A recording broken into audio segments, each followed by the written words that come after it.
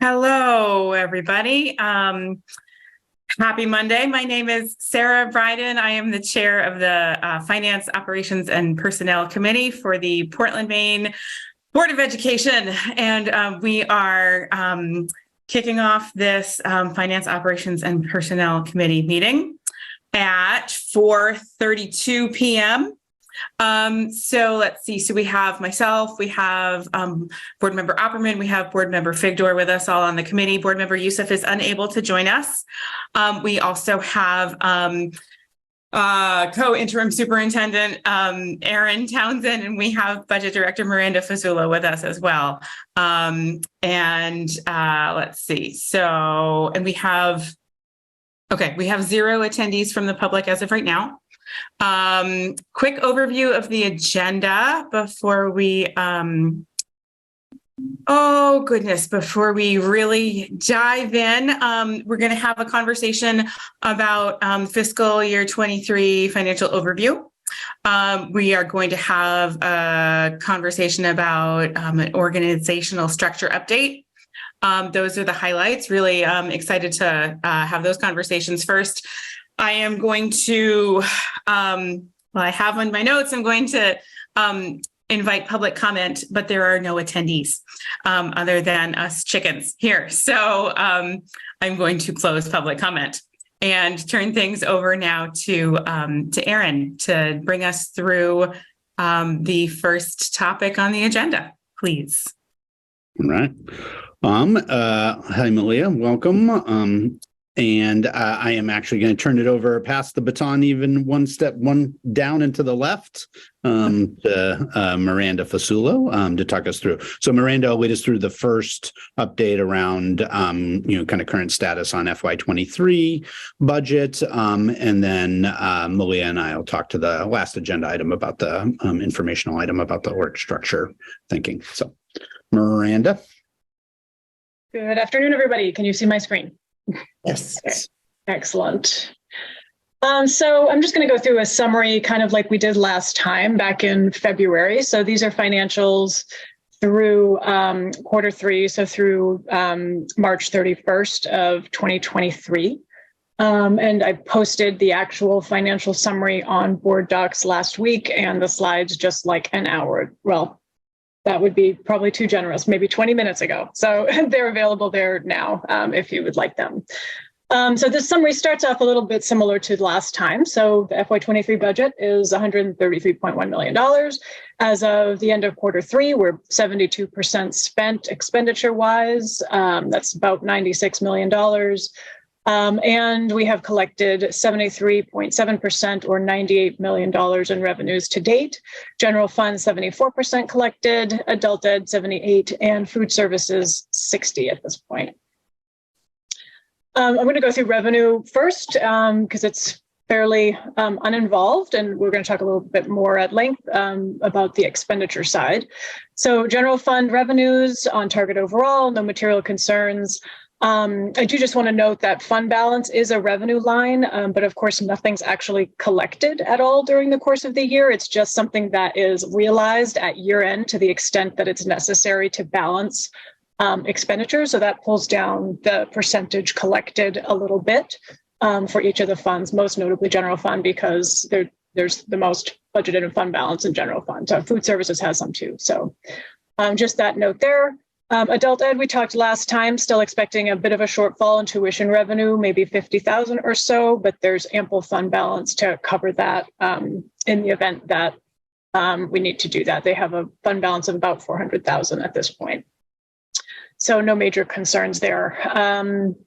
Food services, if you notice in the financials that it looks a little bit low, it's really just because there were some late receipts. So the numbers that you're seeing, despite it being quarter three, actually are not including February and March receipts because they were not received until April.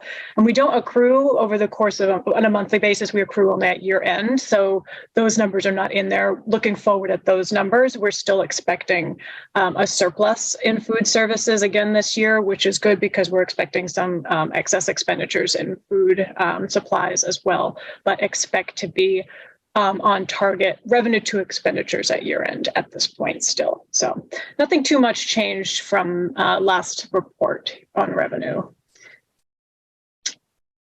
So expenditures, the story is still roughly the same, but some of the numbers have changed a bit. The surpluses are similar, so still expecting, and I do have the old summary and the new summary on the next slide, so you'll see how things have changed since we last went over this in February. But just to show you where the numbers are kind of right now, regular salaries and benefits, so vacancy savings estimated at approximately 1.1 million net of unbudgeted positions and other reallocations that we've made to date.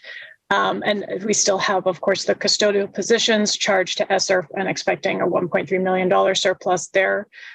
We've talked at some length at this point about debt service for a row slash Hall, which is what it was called when the issuance was.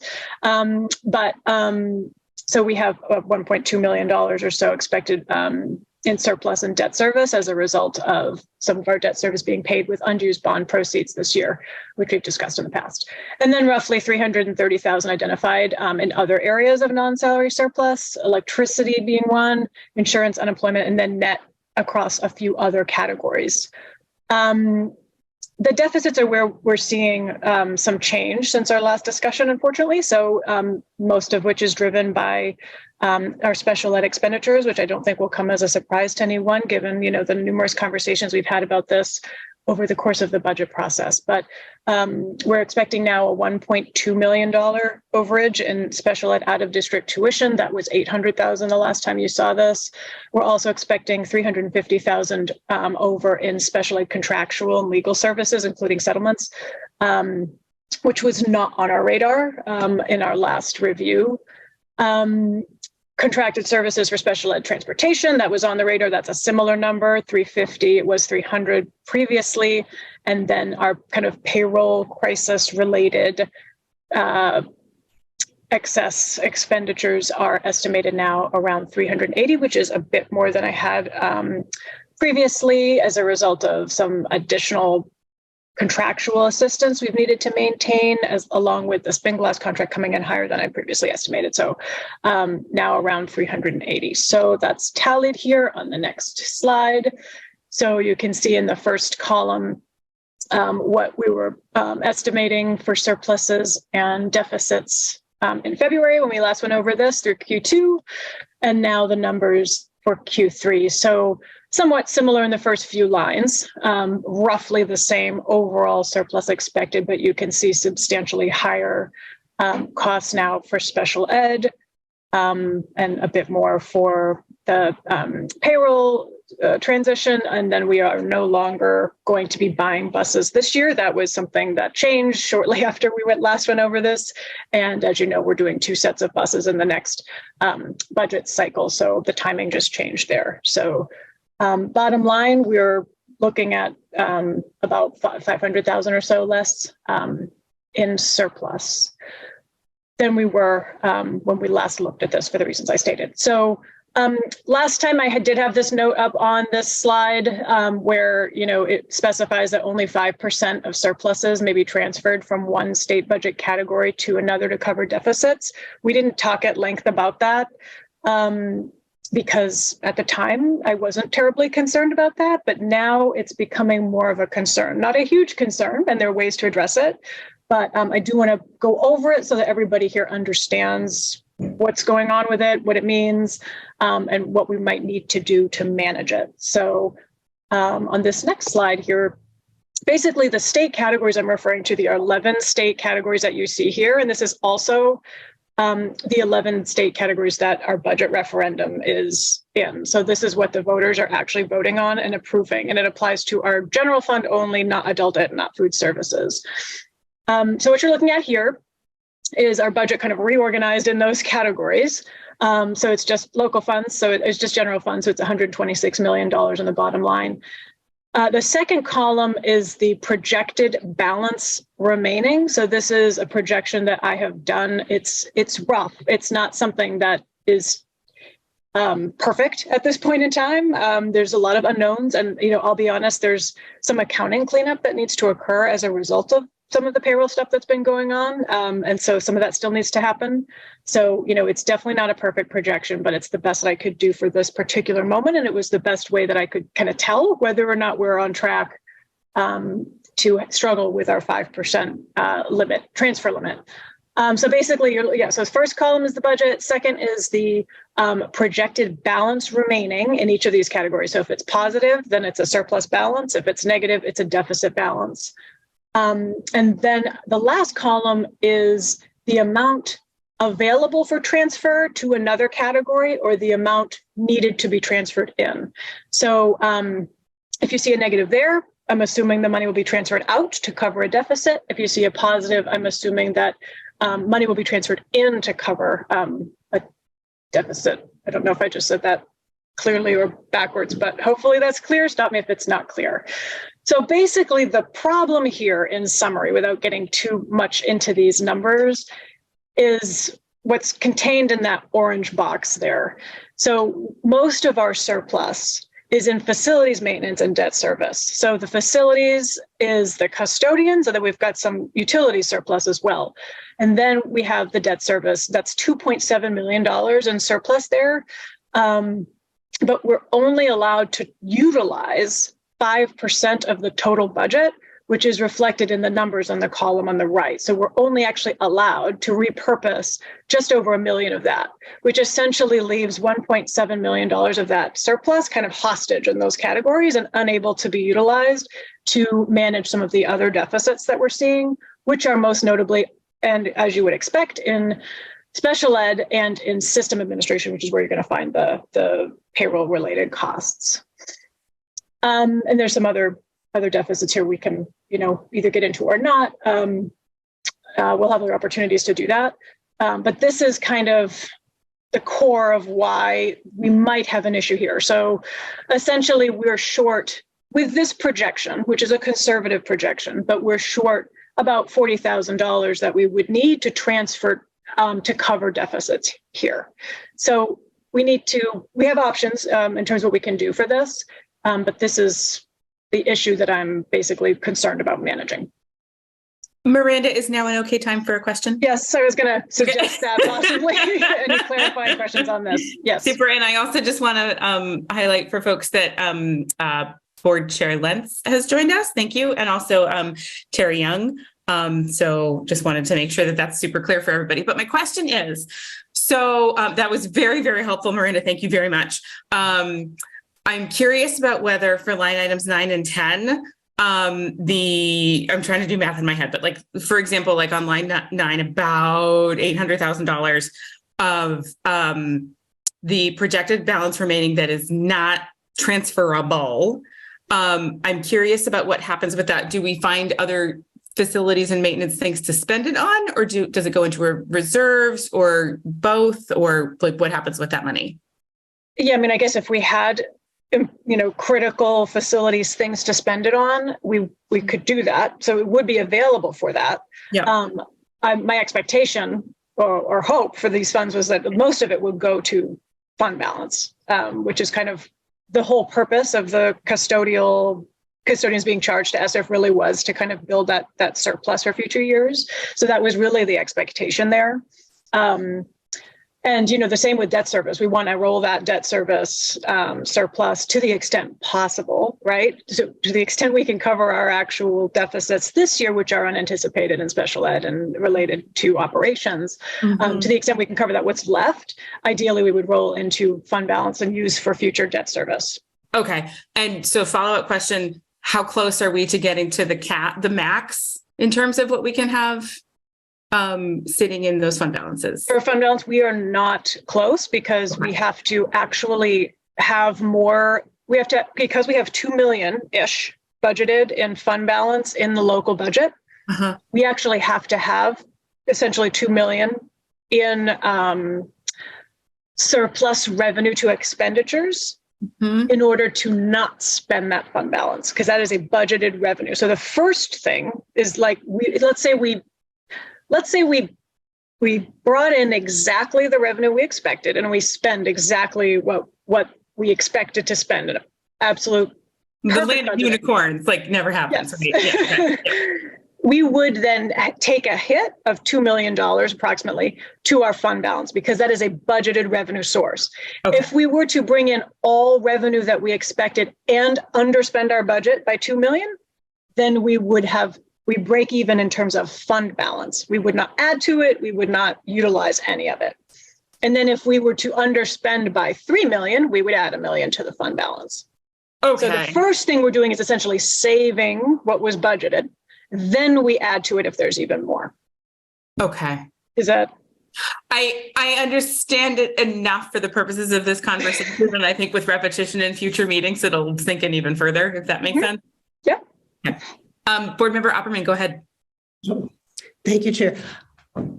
Miranda, in 9 and 10, particularly 9, when it goes into fund, it can go anywhere next year in the fund balance, or must it stay in the custodial maintenance part? It can go anywhere. Would it be next year? Would be 25 because we've already budgeted for next year. But in theory, yeah, it just rolls into one big pot. The only exception to that, which is new, and quite frankly, I wish it were a totally different fund given this. But the only exception to that in this page is CTE. So when CTE has excess, it has to now roll into its own special fund balance, which is relatively new within the last few years, which is a bit odd and makes it kind of challenging to manage. But that is the only one. Everything else is just rolls into one big pot. Good, thanks. Mm-hmm. Anything else at this point? Yeah, I was just going to issue a call for other questions before we move on. Doesn't look like they're in. Oh, Where are we going? I mean, I have questions. I don't know whether this is the right time to ask the questions or not. It has to do with on the pages that you put in the report. The other there was about $1.5 million in that, and I was wondering if somewhere you will expand on what that is, or have I can expand on what that is. Maybe I would just suggest doing it at the end, just because I'm on the state category topic and the next couple of slides are related to that, but certainly we can go back to any of those details. I'm patient with Does that work? Okay. Okay. So as long as everybody's clear on what the issue is here, I'll move into the resolution options. So basically, there are kind of two strategies that we can, well, there's 3 strategies, I guess we can take, but 2 are to address it. And then the third would be to wait and see what happens. So the first proactive way to address this would essentially be to go to the city council and ask them to appropriate what is now a pending adjustment for a high cost out of district tuition costs. So you may recall during the budget process that we have budgeted for FY24 an additional $500,000 in anticipation of getting an adjustment next year because the costs are much higher than they were estimated in our ED 279. So this mechanism exists exactly for this reason. When out of district tuition costs for a district are higher than anticipated and or higher than they were funded in their ED 279, which is a 2-year lag. So our FY23 subsidy was based on an initial figure based on FY21. Our FY24 was based on FY22, right? This is the first year we're seeing this very large uptick. So we're getting this adjustment, but we didn't know it was coming, so we didn't budget it. So we have this revenue forthcoming that the report that drives this revenue adjustment was due April 15th with the final figures there. I'm estimating an adjustment forthcoming of $650,000. I don't have anything official from the state on that yet, and we probably need something before we could go to the council for this. But we can get the revenue, it can go into our fund balance, but unless we have the council approve an actual expenditure budget, we can't utilize it toward our additional expenditures. So essentially, we have this order, which you may have seen if you looked at the orders that are pending for the city council right now during the budget process. There's an order that enables additional disposition of additional subsidy with just a council vote, not needing a voter approval. And I would say that it exists for something just like this. We have this extra cost. There's a mechanism in the state funding formula to offset some of that. We're going to get additional subsidy, assuming there's no constraint on the state side that would make them unable to pay this out. But yeah, so that's an option. Essentially, we just need to go to city council. And I assume we need to take a board action before that. I probably need to check with the lawyers. I've never personally done this, exactly what would need to happen. But I think that's option one. It's a good option. And then option number two, the council also has the ability to approve our ability to exceed the 5% transfer cap. So this is something that we looked into back in FY21 when the pandemic fundamentally changed the way we were spending our budget. And we were anticipating needing to move more than 5%. The lawyers conferred and determined that it was council authority that was needed, not voter authority as well, for us to exceed the statutory 5% transfer limit. So we did go to council January of 2021, and they approved our ability in that particular year to transfer more than 5% of the budgets from one category to another. So we could do that again. In the appendix of this slide deck, I have the orders and the text that was used for that process, just if you want more background on that. And I also got the council order from last year that was approved in terms of the disposition of additional subsidy. So you can see the text there in the appendix if that's helpful. Thank you. The other option, of course, is to wait and see if we need to do this.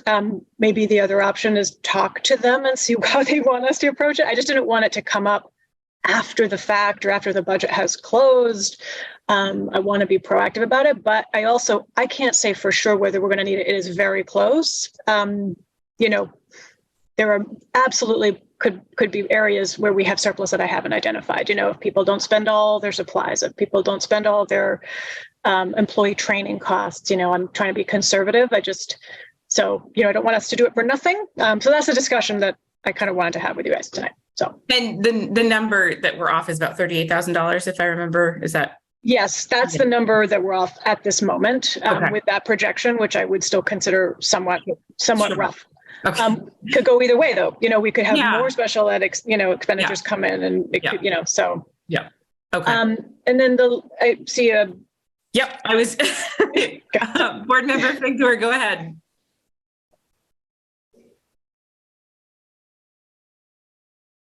Emily, go ahead. Thank you so much, Miranda. This is all incredibly well presented. I just want to appreciate how you always provide such clarity to so much when there's so much complexity. So just want to appreciate that. Will the council need to eventually approve the adjustment regardless? They will only need to approve it if we need the expense side authority. They don't need to approve it to receive the revenue and have it just hit our fund balance. And then at what point do you think you'll have more clarity on this? Because it seems like I would rather be proactive as well, but it seems like maybe we have a little time. We also don't have the adjustment from the state. I know you're proposing that there's two ways to go about it, but could be, if we decided to wait a period of time and then bring it to the council, what might that timeline look like? Well, in terms of when we're going to have something official, I did ask the state this last week, and I was told the end of last week, and I don't have it. So, that's okay. But so it's hard for me to know exactly when we're going to get something. Usually it comes out in the form of an updated 8279. It's not like a notice that says your adjustment is X. You got to take the new one and subtract it from the old one to see the difference. So at the very least, we should get that. I hope soon, within the next couple of weeks. In terms of what the timeline could be, maybe I should check on that specific question with our attorneys, but as far as I'm concerned, until we close the books, so almost into the fall, we could do this in theory. It could happen after June 30th. In terms of the formal timeline, I didn't want to address it for the first time only then with the council. But I think in theory, just until the audit is complete, we would have time to do it, which I can't imagine the audit will be complete before September this year. So that's my guess. Does that answer your question? Am I not sure if I'm answering the right question? And just to follow up, could we punt this until our June meeting and then make a determination, or do you, would that timeline work? Just as a, give us a little bit more time to, because the total of 40,000 is so small. Yeah. If we don't need the step of going to the council, I mean, and if we, if it ends up we do, I think that's absolutely fine. But maybe a month will give us enough information to know either way, or to have a better sense. Yeah, I mean, I think we could punt it to the next finance committee meeting, you mean? Yes. In June?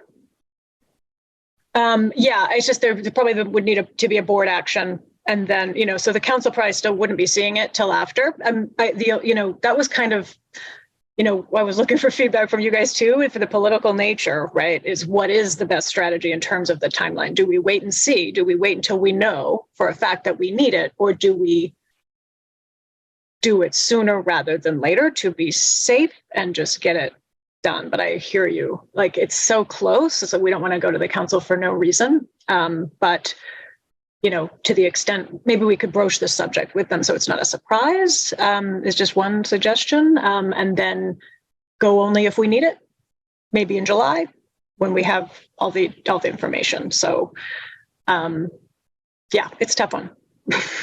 I think what you just said is the right thing, Miranda. Approach it, but wait.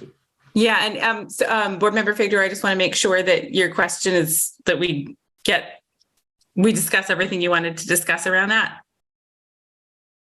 Yeah, just one follow-up is I do think it would be prudent for Chair Bryden to reach out to the Finance Committee Chair, to Mark, and run this by him and give him a heads up and let him know our intention. Yeah, that's where I was going next as well. And then I also had a couple of just sort of foundational clarification-y type questions. First, so if I understood, so the slide, for example, says state category management options. So I wanted to, can you just maybe say in a couple of additional explanatory sentences, the nature of like, what is state rules and city rules, and why is the city council involved in this, given that they are state categories? Does that make sense? Yeah. This is a state, so it's a statutory requirement from the state. With municipal school districts, more authority resides in the council than in voters versus like non-municipal districts. I don't know exactly how those work, but I think like an RSU or something like that. Yeah, I think for the most part, they have to go back to the voters for everything. We actually have this easier step that the council can approve some things. And Drummond Woodsum advised this. It's not 100% clear, right? It's something that we needed to seek legal advice to know. Do we have to go back to the voters, or can we go to council? So we have to go somewhere. And because we're a municipal district, we're able to go to the council for this particular thing, as according to Drummond Woodsum, rather than the voters. The voters is the other option, which is of course much, much more problematic. So this is a good thing for us to have that flexibility. Erin, are you trying to get into this particular just Yeah, just a little bit. I mean, appreciate kind of the notion of like, proactive communication, but not necessarily action, right? To be positioned if needed. I think just wanted to share a little bit of our reflections around these two options as well, because that's, what are we going to communicate of like what we might need to do? And I think, at least in our reflection, and just if this is consistent with your all's input, was that essentially kind of option one would be the most direct and kind of cleanest, given the clear need in that category, right? And kind of capturing it in that way and consistent with, many of the issues we've been talking about in our budget process kind of like leading up. So there is, both in terms of timing and communication, there's that dimension for us to land, which I think there's a notion on the table. And there's which of these two options would we be communicating? We don't necessarily need to make a decision, but I think when Malia and Miranda and I were kind of reflecting on how we manage this, we tended to lean towards option one as being the most effective to kind of bring forward, to present and to communicate about, because it's most directly related to one of our biggest issues in terms of financial costs and kind of overrun. So just wanted to share that and prompt that for a little bit of discussion too in terms of what we would be communicating. Okay. Emily, I wanted to check in and see if your hand is up residually from before, or if you had another comment. No, I had another comment, which my thinking aligns with Erin's, in that I do think, it's also in some ways a more, I don't want to say more accurate, that's not capturing it, but sometimes you need to move. So in any case, I agree with Erin's assessment of the first option being the preferable way, the preferred option of the two. I think it reflects our reality. It helps the council understand what's happening, rather than just our needing to move money between budget categories, which is the second option. So that's why. Sorry, I articulated that really poorly, but hopefully got enough out. Yep. Yes, thank you very much. And then, so to go to my second sort of foundational clarification question, both so that I am certain I understand, and also for the members of the community that might, watch this recording later.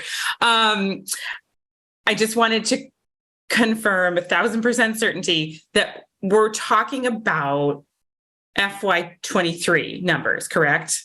Okay, yes. So because the council is also, of course, discussing the FY24 budget, and I wanted to make sure to make that distinction so that the proverbial waters are not muddied in anybody's mind whatsoever. So thank you. Okay. Emily, did you have another comment? Because your hand is up and I just wanted to check to make sure. Okay. All right. Onward. Okay. So just one more topic. So I guess I just wanted to bring up the board budget transfer side of this as well. So we only need to go to the council if the transfers are in excess of the 5% cap. Under the 5% cap, the board has authority to make transfers. The board has to approve any transfer among categories that's more than $50,000, which is essentially, that's a tiny amount in a $133 million budget. So unless there's a gigantic surplus, it's pretty rare that there's not a transfer in that amount. The precedent has been, I don't know if you guys were, I don't know which of you may have been here for the last time this was done. It was done in October of 22. So the precedent has become, I'm not sure if it has always been, but as long as I've known, we've done it after year end. I don't want that to blindside any of you. If you're new on the board and don't, you feel like it's unclear, the authority is really to transfer it, but it's already done at that point, right? So I don't want that to, surprise anyone I wanted to give you guys an opportunity to discuss that, whether that's okay. If this, discussion here at Finance Committee is enough transparency on the type of transfers that we're going to be looking at, and to leave the actual formal action after year end so we can do it once. Or if you'd like me to prepare kind of a preliminary transfer on the board side earlier on, and then we can do another, if necessary later down the line. And I'll just say, I think it generally is probably necessary, just because, like I said, 50,000 is minimal. So I just wanted to have the policy. So generally, generally we do it after year end, but the policy does say before June 30th. So wanted to put that out there. And in the appendix, you can see the memo from the last time we did a budget transfer. It was very minimal last year. We did have a very large surplus last year. So we didn't really have a lot. We have left over in each category essentially with last year. So to very different circumstances this year in terms of transfers. So that's my last topic. It looks like we do have a question. Julie, go ahead. Yes, just the timing, the June 30th, I know is end of year, but you're not expending the transfer before it's approved, because you said you can go later than that. I mean, do you understand what I'm asking? Shall I clarify that a little bit? I'm not sure I'm clear. Okay, so if you get the $650,000, everything's copacetic with that respect, and you need to transfer it, and there is an expenditure that needs to be paid, you will not pay it until the board has approved the transfer. That is not actually functionally true, which is probably why it should be done before, right? Or at least discussed. So that's kind of what I'm bringing up. That hasn't been true, because really we're paying the expenses. A lot of it's salaries, right? So we're paying the salaries. We're paying all salaries all the way through the summer that need to be accrued back to the year, after June 30th. A lot of that accounting work happens afterwards. So, we are going to pay those salaries, even if it means that we're over by more than that $50,000. So that's kind of it's been treated almost like a formality. And I just, that's why I'm bringing it up. But yeah. Thank you. Yeah. That's the kind of thing I like to know. Things have to happen with running a business of like school, and you just do what you can do. And we don't meet often enough to help you. Okay, I'm done. Okay. Thank you. So am I at this point. So any further discussion, happy to have that now. I was just going to say, is now a good time for Julie's question about the other line item? Sure. Yeah. So the thing that is on the budget, of course, now I've put it somewhere else under, of course I put it somewhere else. Under contracted services, it goes blah, blah, blah, blah, the list down. And then underneath liability insurance, it says other services. And it's $1,517,000 was budgeted. We have about $367,000 left. What's that about? Yeah, so and someone asks me in 3 days, they look at this video and they go, what is that? Yeah, that's a large category for other. So perhaps it can break it out in the future. About half of it is software, online content, subscription services for educational content, and other software services. That's roughly 600,000 of the expenditures to date. And then we've got photocopying. That's what I thought it was. Photocopying, postage, staff travel. I thought I put numbers to these. I must have done that in a. You don't have to put the numbers to them, but those are the biggest categories. Those are the categories, so you can say broken down. At some point, love to see it, but that's the kind of thing. Like someone watching this video, or I have a question later on. Phone. That was the other big one. All of our phones district wide, along with cell phones and phones. Yeah, sorry, that was the other big thing. Yeah. Thank you. That's in that category. And the other question I have is about an MOU, but I think I should wait for Erin for that. Is that true?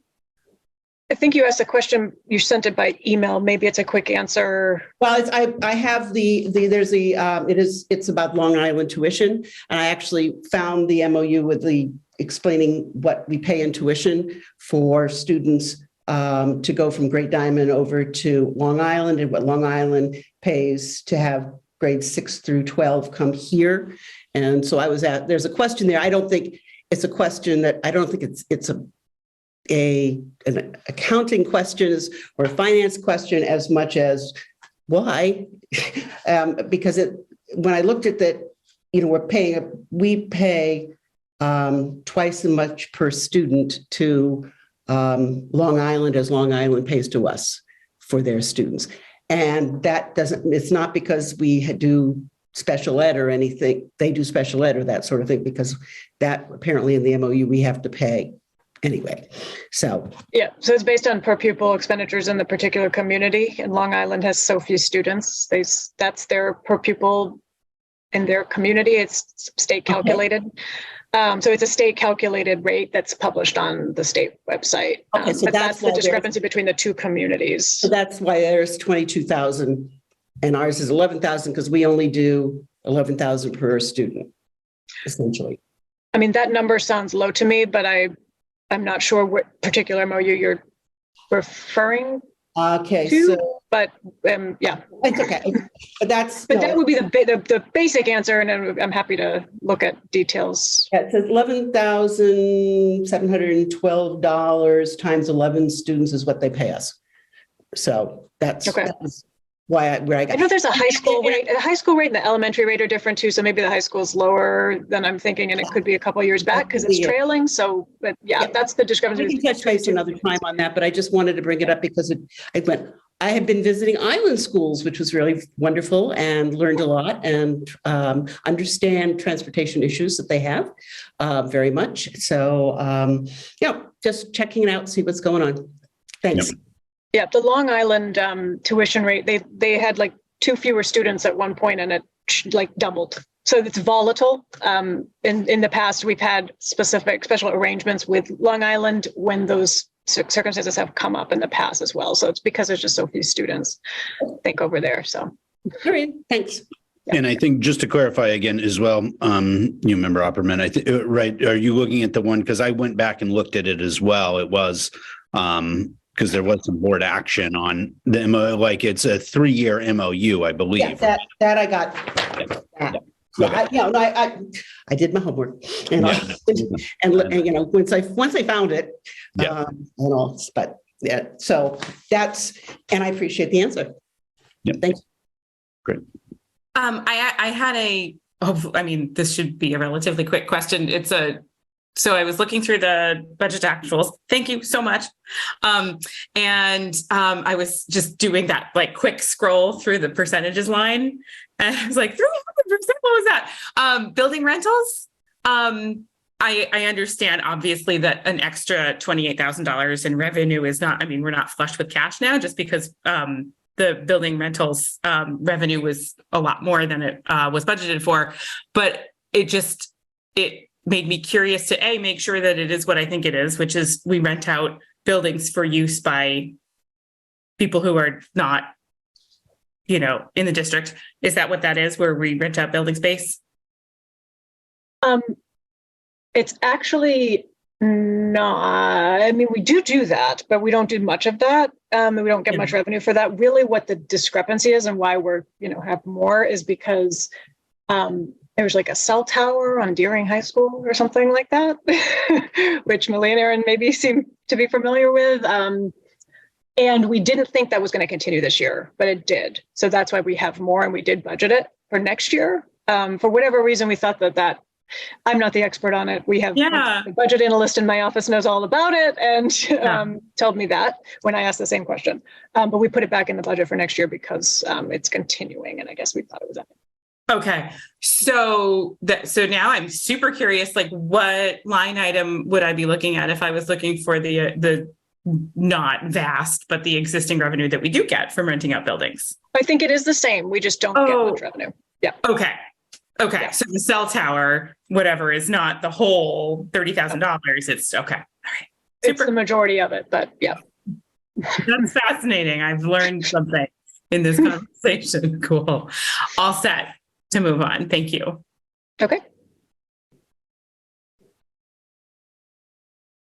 Okay, so just to clarify, I think just in terms of kind of the next steps with FY23, we're going to revisit the projected end of year, where we may need to be at June. So we'll kind of keep up to date to know whether we'll need to make, a budget move and get council authority.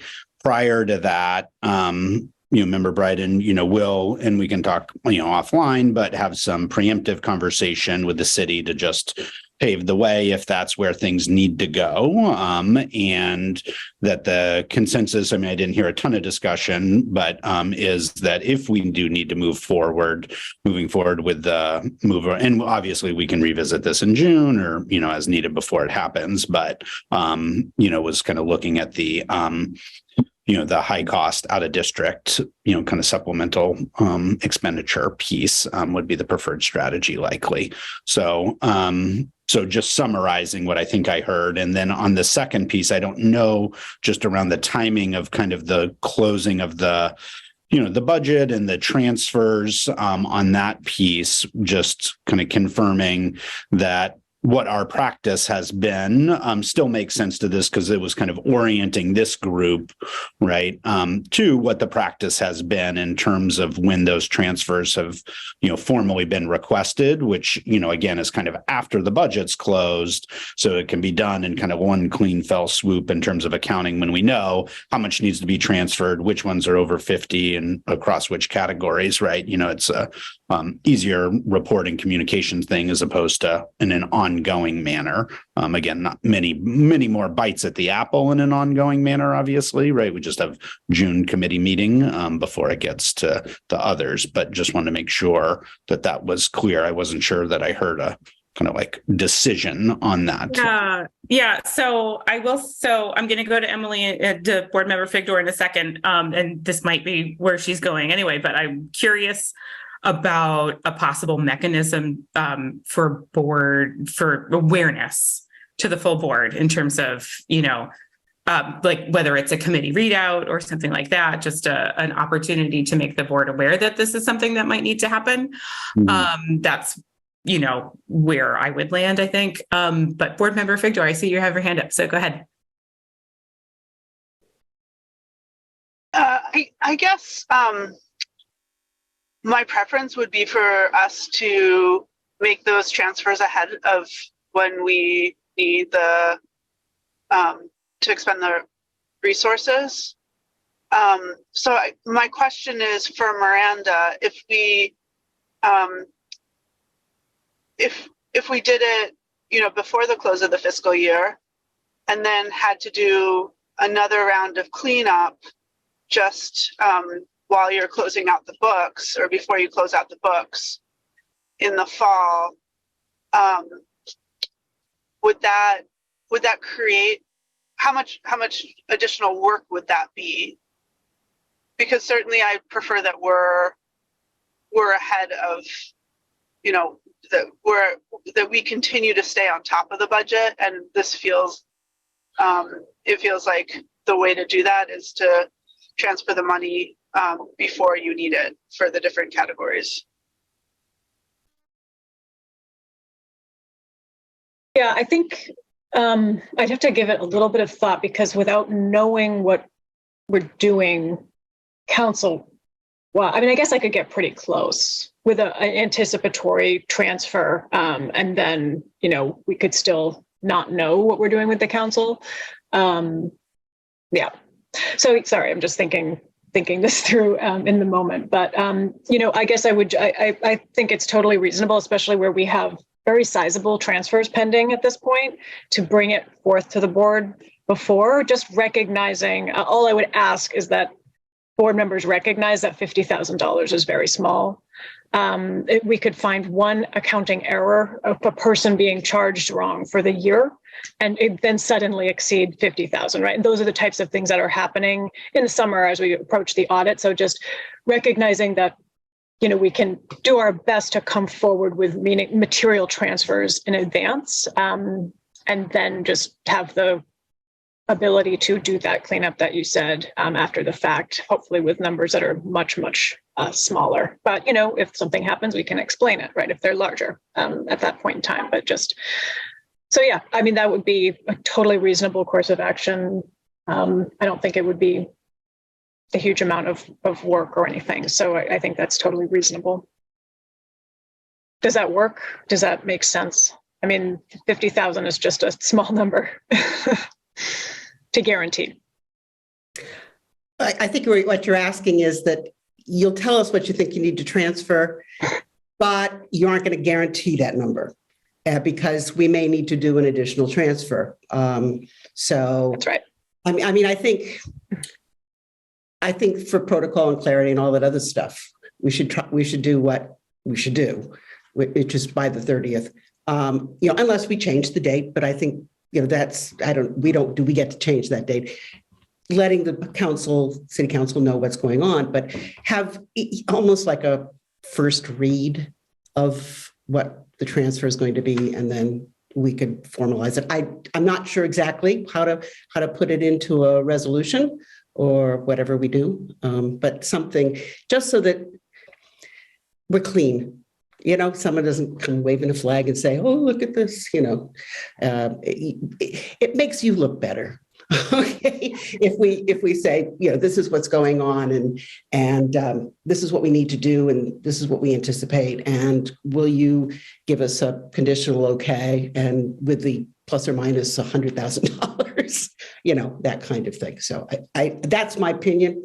The committee can, Yeah, I was actually, as you were saying that, I was thinking that, especially when the numbers are still not certain, and even something in superintendent remarks during a board meeting would be useful from my perspective to make sure that the full board is aware of what's going on. Board member Victor, go ahead. Yeah, I was suggesting something different, which would be to make the transfers that we believe will be needed, and then to, lost you. Not for the board, it's not a heavy lift. We have a first read and a second read. Am I back? Yep. Hello. Yep. So my suggestion would be to make the transfers that we believe at this time are necessary, and then take another bite at the apple in the fall if necessary. And I'm sorry that I cut out, but I don't think it's a heavy lift for the board to go through a first read and a second read and to take public comment. But I would go through the whole process. I wouldn't have it just as I think what I would like to do is for the board to take affirmative action before we expend revenue that we didn't budget for in specific categories. Yeah, thank you, board member Figdor. I don't disagree with the underlying rationale that you're outlining. Miranda, I would want to check in with you to see if I'm following correctly. It feels like maybe a barrier to what Emily's suggesting might be just the fact that we don't know what the dollar amounts would be yet. Am I following correctly? Well, I mean, I have the projection that I did, so that's what I would probably do. I guess that I'm just asking for your understanding that $50,000 is a very small number, especially this year, where we have, where we've had ongoing accounting issues related to payroll. So let's just be clear. The priority has been to pay people, not necessarily to get the accounting right.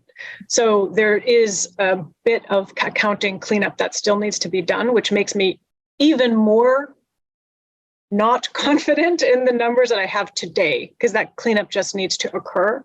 I think that would be less of an issue in a normal year, right? So we also have these two big areas, and we're moving stuff around, and we're limited. And until we're not limited, until we have the extra appropriation that we're talking about for the council, we don't have a ton of flexibility. So, but I think that it is doable. I just would like your understanding that $50,000 is small, and I'm not able to guarantee that we may not need another. We may not.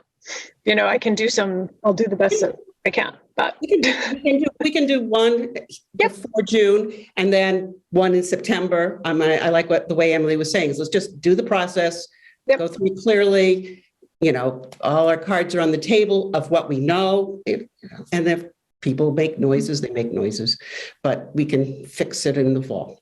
Emily, go ahead. I guess two things. So first, just to address the Miranda, absolutely. Oh, you're doing it again. You're doing what you did Saturday.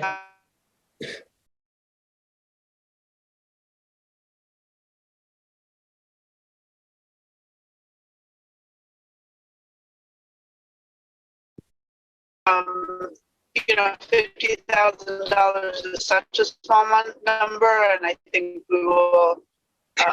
Emily, we didn't catch any of that. Sorry. Okay.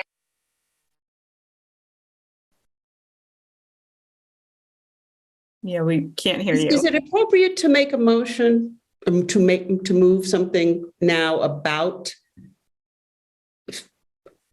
sending something to the board on the June meeting, because we've missed the May meeting? Or do we need to, to say we're sending to the board a knowledge and suggestion that we do a formal transfer of dollars? I don't know what the protocol is for this. So to make what Miranda suggested happen, But if I was Miranda, if I was following your suggestion, you were not suggesting a formal action like that, correct? I don't think I'm being clear. I'm perfectly fine with a formal action to do it, transfer one, next board meeting, best that we can do with the information we have now, and then a cleanup in the fall. I mean, my personal preference would be that the policies say something like that. So that's not a question for today. This is not the policy committee. Yep. I probably should have made that suggestion a long time ago, but $50,000 possibly could be reconsidered. That's very small. And also the timing of June 30th, just recognizing that we're not done. We have full summer of accruals and accounting to do. So that's a future conversation, but for the action now, like I can put together a transfer request for the next board meeting. And then another one can be done in the fall. And I think that's a very perfectly good course of action. Yeah. And in terms of, one thing that I think needs to happen that I will do is get in touch with the chair of the Policy and Curriculum Committee about making the adjustments that are needed so that we can be more successful the next time this happens. So.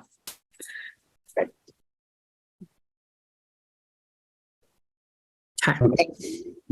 Great. All right. I think any last questions? No, thank you, Miranda. This was really, really good. I feel very comfortable at this point. Thanks. And that's a big thing for me to feel comfortable. And thank you all. I really appreciated that open discussion and problem solving here and understanding that you have. So thank you. Yeah. Super. All right. Our second agenda item is, just an informational one and kind of builds off, some of what Malia shared in her, announcement of her transition in terms of opportunities for some adjustments to our organizational structures that we think are going to position us moving forward to support the implementation. So we'll both kind of chime in here a little bit in terms of kind of the big picture around this, and then we'll kind of talk through how we're envisioning, kind of next steps and some of the details, technical aspects around it. But I think, stepping back, the biggest picture of our reflection, and I'd even go back for multiple years. So prior to when I joined the organization, and Malia, you can speak to this more deeply, Malia, Javier, Barb, Grace were involved with the organization PDK in a body of research with a number of other districts that like-sized districts around central office transformation in service of teaching and learning. As the article we shared in the, it's attached here, but we shared with board members previously, right? There is an evolution, right? And central offices are somewhat of the last bastion of kind of making that evolution to being oriented around teaching and learning as our primary business, as opposed to just back office business and kind of compliance functions. So obviously COVID kind of, threw a big wrench into that body of work and thinking about what was happening as we were rewriting school. And now as we're kind of coming back, we feel, and, huge credit to the work Malia and, Javier led over this past 6 years, that we've gotten to a place of just incredible foundations around kind of our core strategies and priorities. Part of why we feel like the emphasis around kind of continuity with the Portland Promise and the big picture priorities and strategies are essential, because ultimately the rubber meets the road when we talk about implementation. So we're in a place where we have adoptions across content areas, right? We have visions for teaching and learning. We have core strategies around our mental and behavioral health work.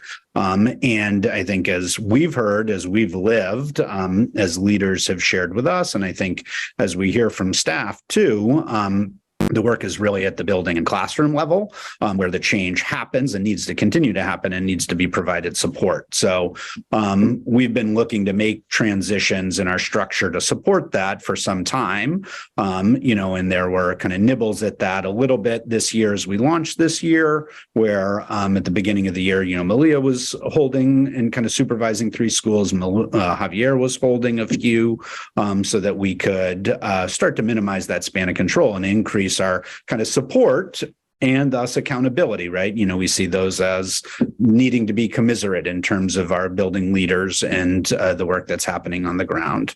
So, so that's a lot of kind of our theory of action around trying to how we can leverage, increasing that support so that the strategies that we've articulated, leaders and class, teacher leadership and ultimately teachers in the building are getting the support they need to be able to work through and advance these. And we're starting to realize the kinds of outcomes for students, that we know the research says these strategies and priorities should generate and will generate, right, when implementation is effective. So we've been trying to get smarter about how we monitor and measure for that, with some of our, kind of progress monitoring internally about, how much is it happening? How well is it being done? And are students better off are some of the frames that we've been starting to use. But all of that still points us back towards being able to provide some of that support, right? And I think, and Malia can speak to this a little more,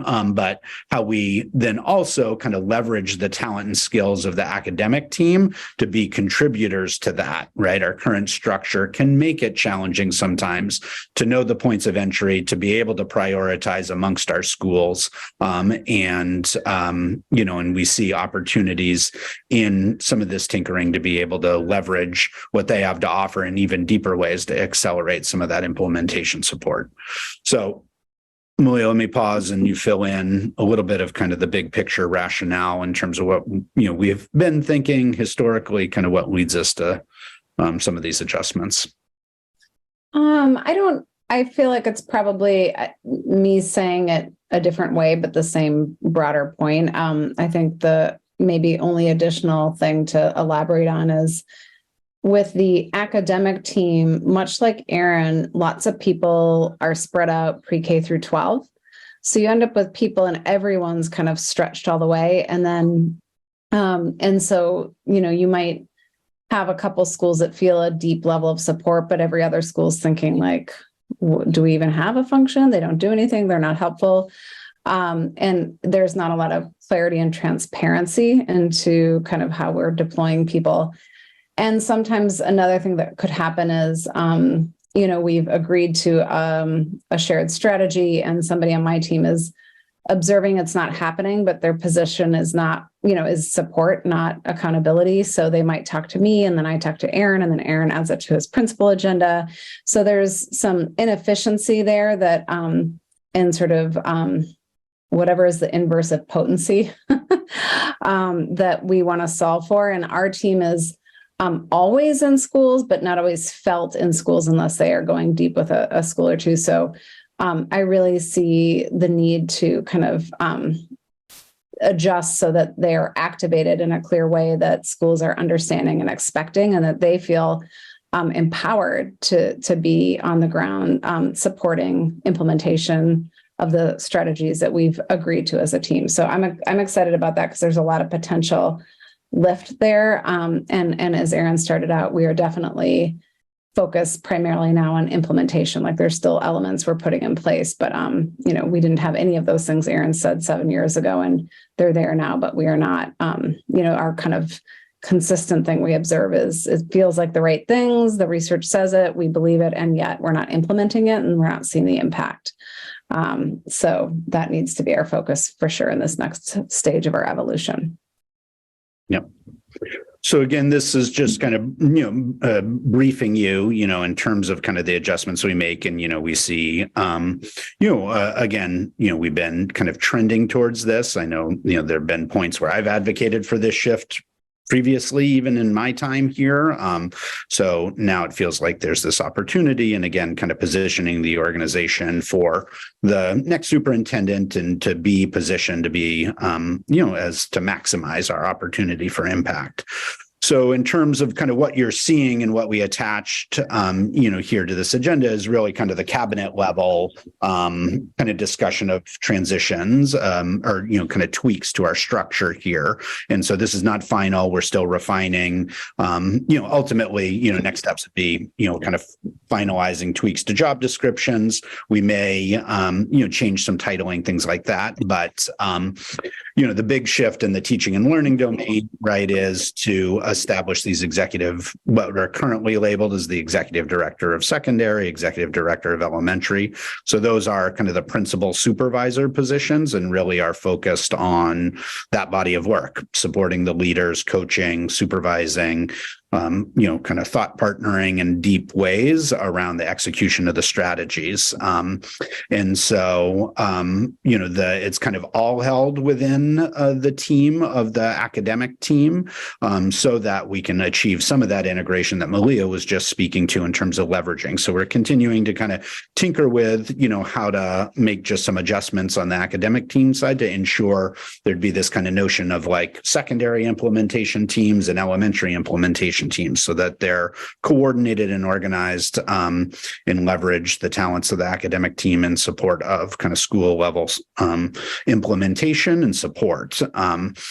So that's kind of the big picture there, right? And establishes that kind of holistically. On the operations side, just to speak to that a little bit, right?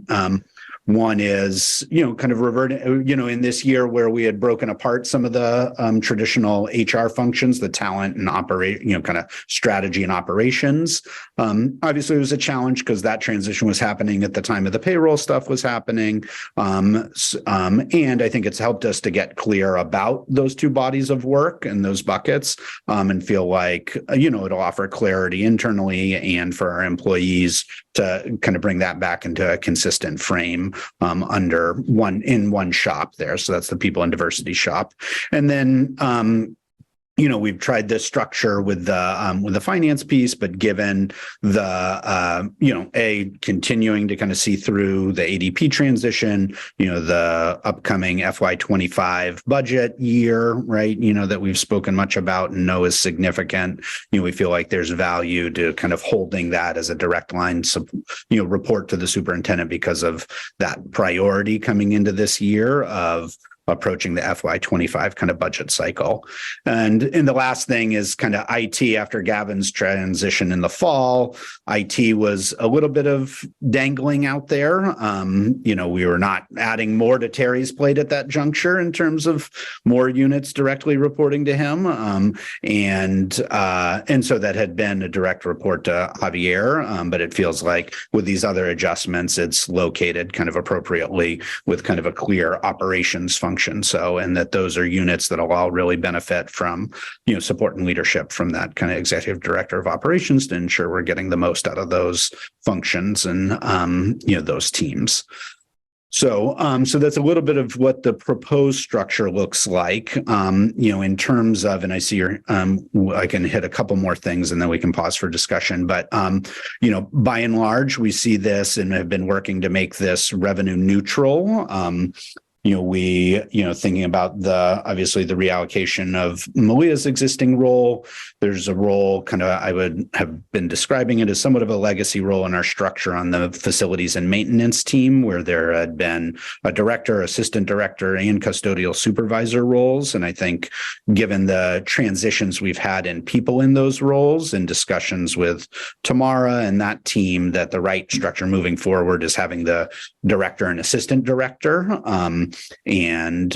With some just kind of administrative support around ordering and purchasing and things like that, so that we think we can provide from our team. So we're able to repurpose one of those historical roles that had been there to be able to help accomplish kind of the redistribution of these resources and positions to make it, by and large, kind of revenue neutral. So that's certainly been our goal. Obviously, we already have an approved budget, so we're trying to work within those constraints, to be able to make this happen.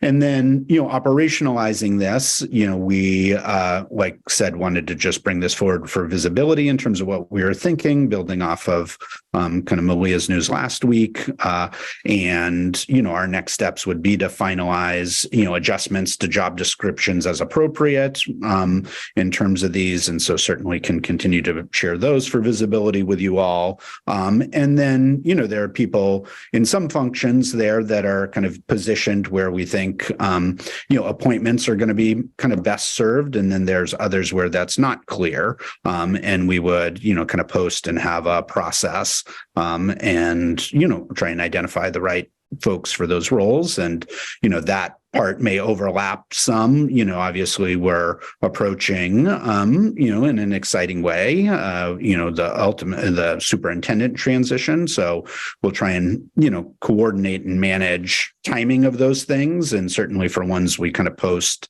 and engage, depending on who the person is and their availability and all those things, they may have opportunity to be engaged with us as we do that. But our focus has been trying to get the organization set, by June 30th, so that it is a clean handoff and is a team that's established and ready to go for the school year 23-24. And that's what we're continuing to kind of operate from. That's, Malia and I have viewed that as one of our charges, right, for this interim role, was to get the organization prepared for this transition. So we see this as one of those pieces.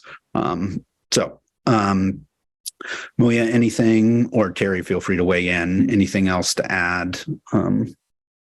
I think we should take questions, see what folks want us to elaborate on. Super. Board Member Opperman, go ahead.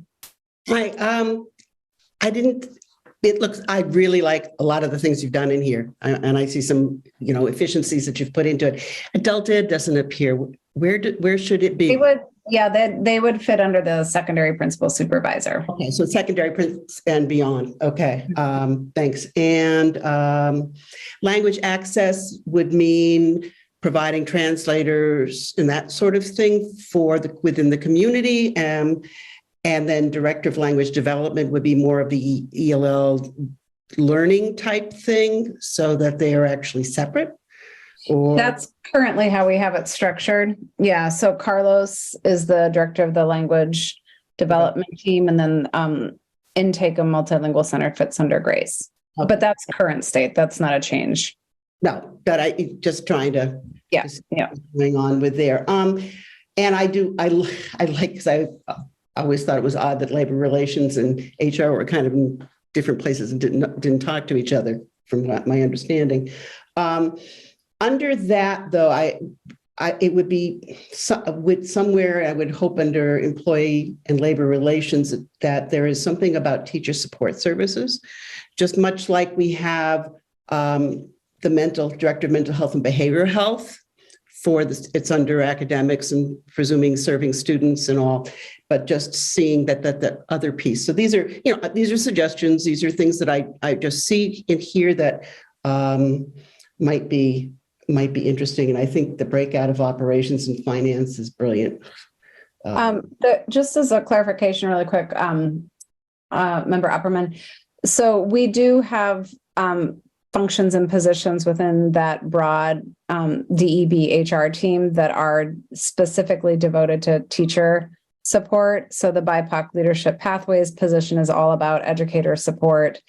And then Beth Linovich is our teacher leader who focuses on mentoring and new teacher orientation. And those folks collaborate with people on the academic team whose, large primary charge is supporting educators with the implementation of the work. Okay, just, as we move forward, that's kind of that connection and knowing that the teachers, I'm sure you'll hear more of it at another time. But that I'm glad to know that it'd be great to see that adult ed is in there, because I looked at that and it was a flag. So somehow put that in there, it makes it look prettier. Okay. Yeah, there'll be ultimately a few more layers to this that we'll produce in terms of the org chart where that stuff is made clear. Wonderful. Board Member Figdor, go ahead. Thank you, Chair. I'm very excited about this this update to our org structure. I think it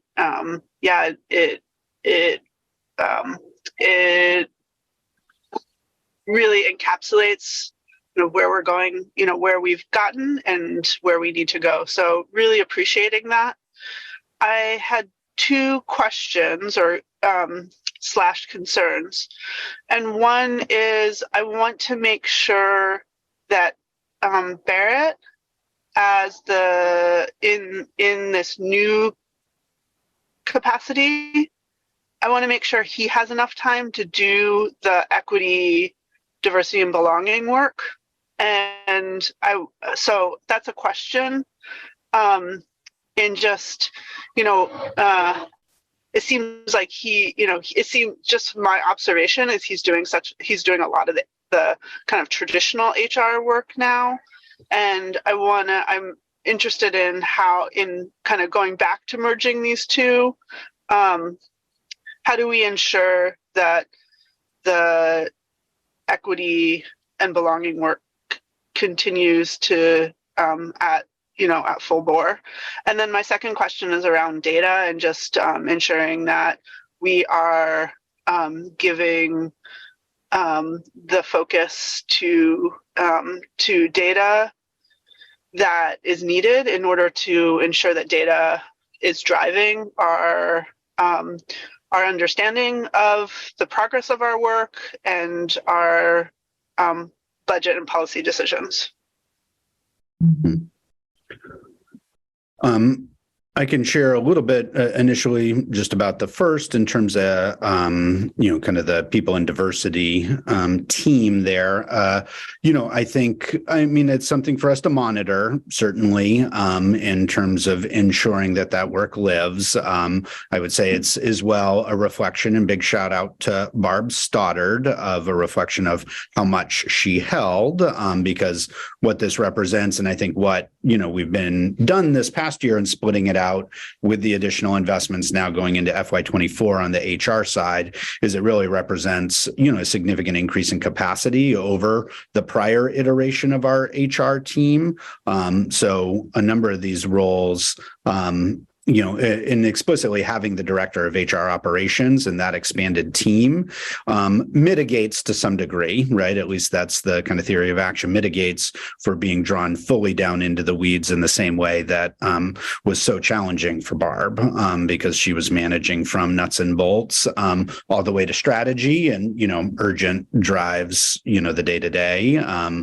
At the expense sometimes of strategy and bigger picture. So I think our investments in expanding the capacity at the generalist level, as well as the director of HR operations, is, our hope is that holds space still for thinking at this kind of strategic level.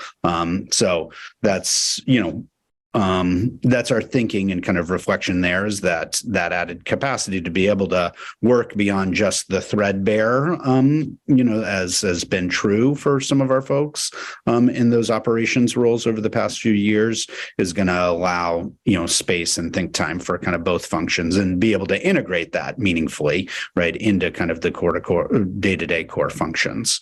So that's, a reflection, but recognize that as a potential, threat, right, in terms of that structure. And similarly, in terms of data, integrating it within the construct of our team that had been, and Malia, you can chime in here, that's gone through various iterations over time.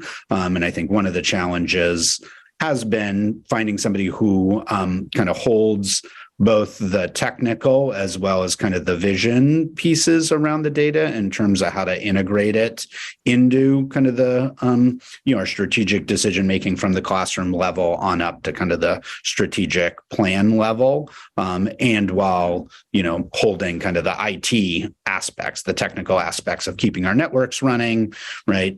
Phones and those kinds of things. Those are very different kinds of skill sets. And I think historically we've had a hard time finding somebody who holds both of those, kind of broad areas of competency into one space. So in this version, we're really leaning on, the capacity of Phil to kind of continue to just manage the technical functions of IT, and then leaning into having kind of the strategic vision through the combination of both the director role as well as the kind of reporting manager role, what had been Bay Heald's role, where really bringing the kind of Tableau chops and some of the other kind of programming aspects to produce the data in the ways we need.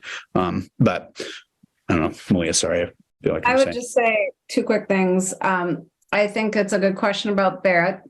I do agree with what Aaron said, that we have more capacity. I think that's something y'all should be paying attention to. Because I do think there is a risk his position was exclusively around our equity work. And we didn't replace that. We just expanded and added. So, it's all going along with how we're evolving, so that we intentionally made it its own goal and its own person, because we were not focused on equity, with the intention from the very beginning that it would integrate into everybody's work more clearly, and we're there. But I just want to say, while I totally agree with what Aaron said, I still think it's something you all should keep coming back to and asking about. And then on the data side, I would have said the same thing about we need to split the IT and the data, which this does. And just reminding folks that we haven't, we didn't have anybody. Then we had the combo role where the person we hired came with an IT strength and didn't come with the data. Then we had no one in COVID, and then we had Gavin, and then he left, and we've had no one. So in my time here, I've been here for 7 years. I think that little period, we had initially somebody who was doing research and data, and that was initially under academics. So we started to get it launched then. And then again with Gavin was when we finally were really focused on that data and those ways to understand and monitor. And that just, and I love Gavin. I was texting him just moments ago. So not about him, but I just, partly the problem is we haven't actually had data people hired and securely in their seats for more than a year at a time. And that's been a problem. So I just think having people and having them in the positions with the skill set who stay will do wonders for our data-driven capacity as a system, which we desperately need to focus on. Point taken and heard, and yes, absolutely. And board member, I saw that your hand was up, and I'm coming to you right now. Did you have a question? Sorry, I just wanted to thank Aaron and Malia that I didn't have a full understanding of the data position, and perhaps I just hadn't taken it all in from the chart. So thank you. That was very helpful. Yep. Okay. Wonderful. Okay.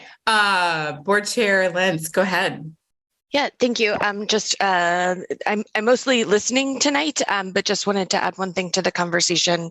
And as this org chart continues to be developed, if we can also keep in mind the ideal org chart, as opposed to I think some of this is ideal, but thinking about the ratios that came up in the spin glass report, additional places where, like what is the optimal, thinking about Barrett's position in that department, and just, I recognize that we cannot fund it probably within this next year, but I think having that benchmark available so that people know that this is something we're continuing to work towards an ideal structure that will support the district of our size. And I can't remember the other word I'm thinking of, but I think just wanting to make sure that that is taken to an account as well. Yeah. Good comment. Thank you. I also wanted to just quickly add, I'm mindful of the fact that it's 5 of 6. Our scheduled meeting time ends at 6, and I know many of us might be wanting to go over to the event at King. But I wanted to just quickly say, thank you for this amazing work. In future versions, as this continues to evolve, I'm hopeful that maybe just visually in terms of clarity, could the structure allow for a more clear visual representation of reporting structure? So like, for example, food service is not reporting to transportation. It's hand motions. Whether it's like a line down and an over or like different colors or whatever, that would be really, really helpful. At least for me and other visual learner type people. So just wanted to say that, but the meat of it, the content of it is really valuable. And I want to express my gratitude for all the work. Great. Yeah. Well, yes, we'll continue to iterate on it, have versions that are like that. And we're just trying to begin this conversation kind of at that high level and talk about it, here to just kind of get. And so we'll flesh out kind of those details and make sure those things are clear, like, including, Member Opperman's point about the PAE, like all of that totally makes sense. And that'll be clear kind of in multiple slides. Ultimately, this is like 8 or 9 slides, right, to get to the level of detail and clarity, that's appropriate here. So to understand the relationships, how we're organized, who reports to what, so that, Malia, what is it? Clarity is kindness. Clear is kind. Clear is kind. Yes. So that'll be what we strive towards here. At Wonderful. Least, present it. So super. Any other questions? More discussion on this, our last topic of the meeting? Looks good. I will look for a motion to adjourn. Board Member Opperman, thank you. And a second. I second. Wonderful. Thank you. Show of hands. And so Emily, yep. Wonderful. Zoom hand works too. Thank you so much. We are adjourned at 5:58 p.m. Thanks, everybody. Have a good night.